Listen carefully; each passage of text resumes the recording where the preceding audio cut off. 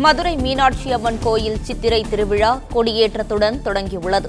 மதுரை சித்திரை திருவிழாவின் சிகர நிகழ்வாக ஏப்ரல் 19ஆம் தேதி மீனாட்சி அம்மன் பட்டாபிஷேகம் நடைபெற இருக்கிறது. இதுகுறித்த கூடுதல் விவரங்களோடு செய்தியாளர் ராஜ்குமார் இணைப்பில் இணைகிறார். அவரிடம் பேசலாம். வணக்கம் ராஜ்குமார், இதுகுறித்த கூடுதல் தகவல்களை சொல்லலாம். வணக்கம்.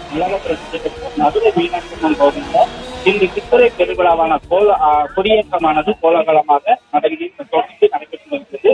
உலக பிரசித்தி பெற்ற மதுரை மீனாட்சி அம்மன் கோவிலில் ஆண்டு முழுவதும் திருவிழாக்கள் நடைபெறுவது வழக்கம். இந்த விழாக்கள்ல முக்கிய விழாவாக சித்திரை திருவிழா இந்த சாலையில் நடக்கிற சுவாமி சன்னதியில் உள்ள தங்கை கொடிமரத்துல கொடியேற்ற நிகழ்வானது இன்று இப்போது நடைபெற்று வருகிறது. அந்த காட்சி தான் பார்த்து வருகிறோம்.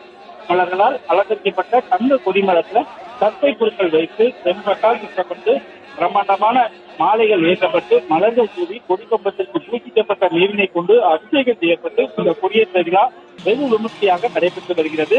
முன்னதாக கொடிமரத்துக்கு முன்பாக சிறப்பு அலங்காரத்துல மீனாட்சி அம்மன் உத்தரேஸ்வரரும் எழுந்தள்ளி மக்களுக்கு அருள்பாலித்தனர். கொடியேற்றத்துடன் தொடங்கி சித்திரை திருவிழாவானது இன்று தொடங்கி 12 நாட்கள் திருவிழாவாக நடைபெற இருக்கிறது.